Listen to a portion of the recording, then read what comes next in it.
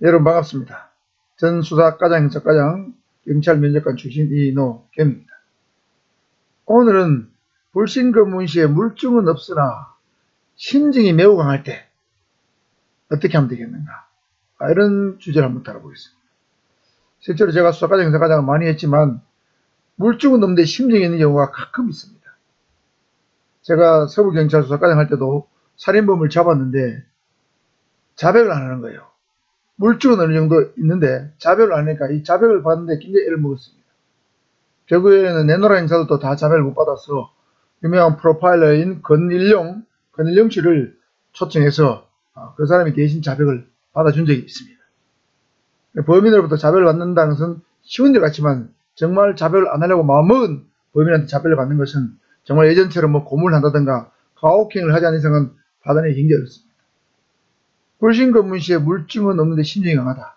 예전 같으면 뭐 강제로 데려가서 고문을 하든 제가 자백을 받았겠지만 지금은 그런 게 할 수가 없죠.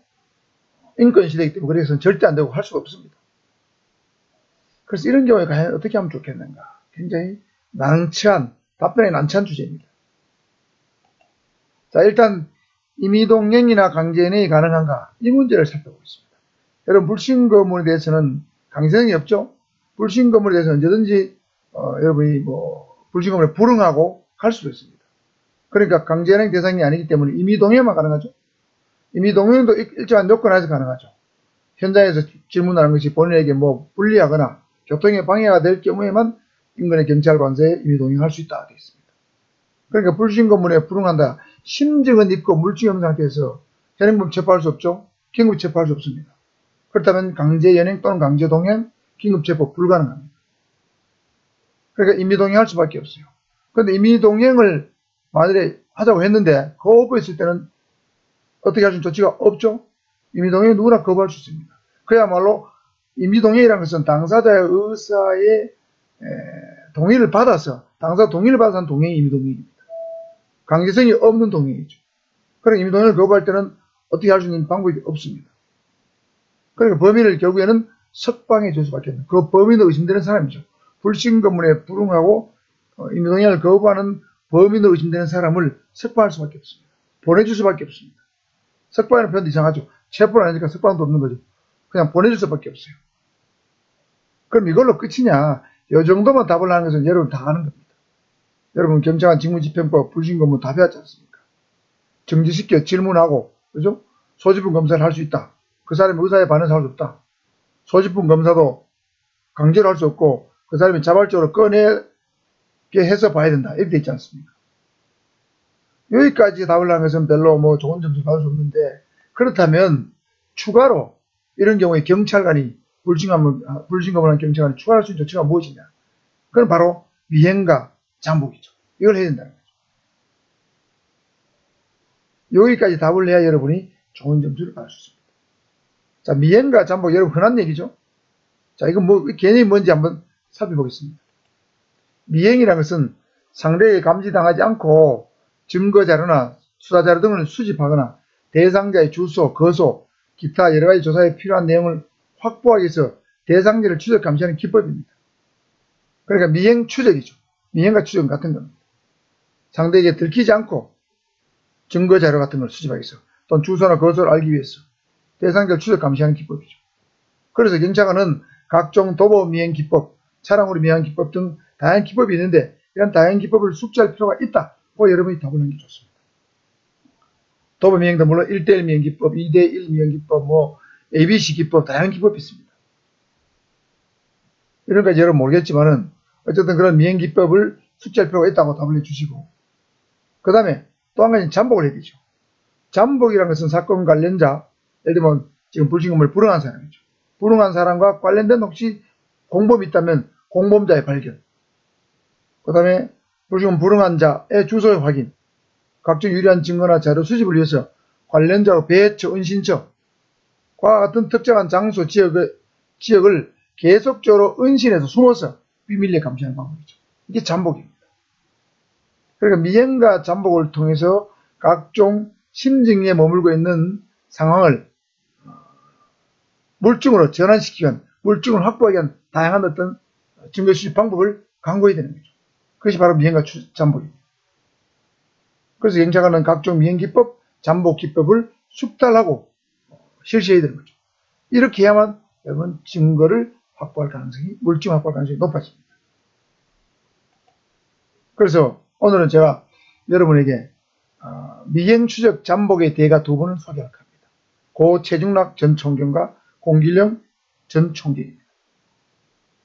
두 분은 대한민국 경찰서의 전설이라고 볼 수 있습니다.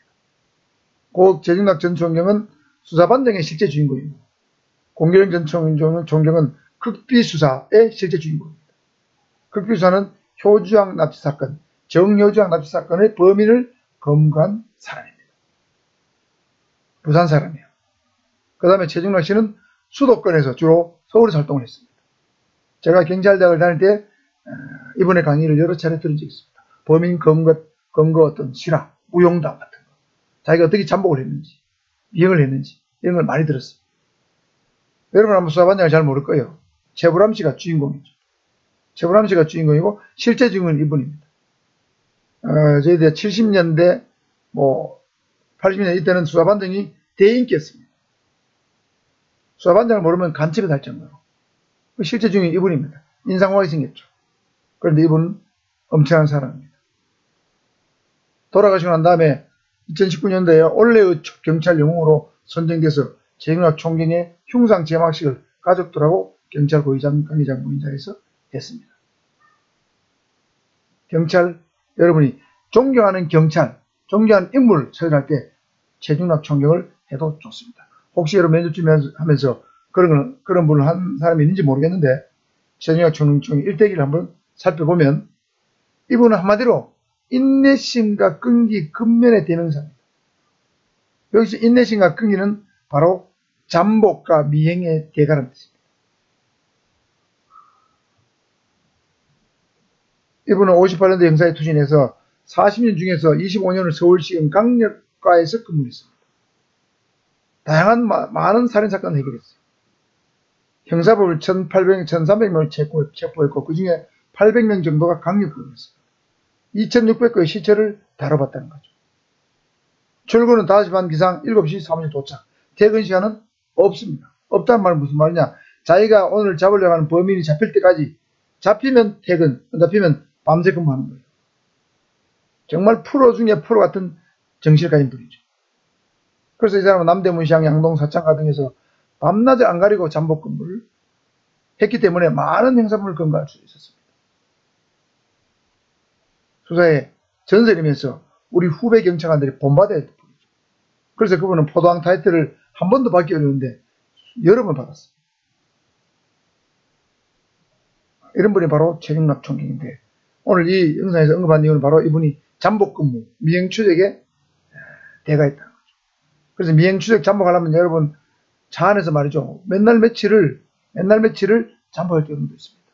화장실을 제대로 못 가고 참아야 될 때도 있어요. 빵과 우유로 끼니를 떼야 될 때도 많습니다. 그런 인내심과 끈기가 없다면 범인을 잡을 수가 없습니다. 요즘 젊은 친구들은 워라밸 따져가면서 형사를 해서 최중락 씨처럼 돼보겠다, 훌륭한 형사가 돼보겠다, 그런 친구라면 아예 형사, 예를 들면 최중락 씨를 존경하는 인물을 담아 표현해서도 안 됩니다. 이런 정도의 각오가 있다면 여러분 형사에 투신해서 난 특진해보겠다, 포도왕이 돼보겠다, 정령봉사 용상을 받아보겠다, 이렇게 할 자격이 있습니다. 그렇지 않으면 할 수 없습니다. 일과 시간 따지고 출근 시간 따지고 퇴근 시간 따지고 워라밸 따지고 할 수 없습니다. 그래서 모두가 존경하는 경찰이었죠. 그 다음에 부산에도 이 최중락 씨와 같은 형사가 있었다. 그죠? 그분이 바로 아까 말씀드렸던 공길영 씨입니다. 공길영 씨는 도사는 예언하고 형사는 움직인다는 그 영화 혹시 기억나십니까? 바로 극비수사의 실제 주인공입니다. 이 사람이 공길영입니다. 영화의 공길영. 이 사람이 김중산이라는 도사입니다. 자, 실제 인물은 공길영 형사의 실제 얼굴이 이렇게 생겼습니다.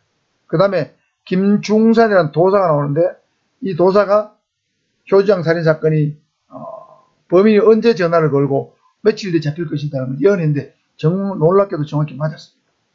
미신 같지만 맞았습니다. 그래서 이 공길영 형사는 김중산 도사와의 협업 관계를 통해서 범인을 잡았습니다. 이 정여장 사건은 아마 여러분 잘 모를 건데 1978년도에 한번 유죄되고, 유죄된 이후에 33일 후에 잠복 중인 공길령 경사, 그 당시 경사입니다. 그때 검거되었습니다. 이때 김중산이가 15일 만에 범인이 전화를 할 것이다. 효정 집에. 그리고 33일 되면 찾을 수 있다고 예언했는데 34일 만에 정확히 잠복 중인 공길령 씨한테 검거되었습니다. 거짓말 같지만 사실입니다. 그 다음에 2차 유죄는 그 다음에 일어났죠. 부산의 메리노병원 앞에서 납치됐는데 다행히 박정희 전 대통령이 담화문을 발표해서 그날 밤 10시 50분에 살아서 돌아왔습니다. 그리고 범인은 1년 8개월 뒤에 검거되었습니다.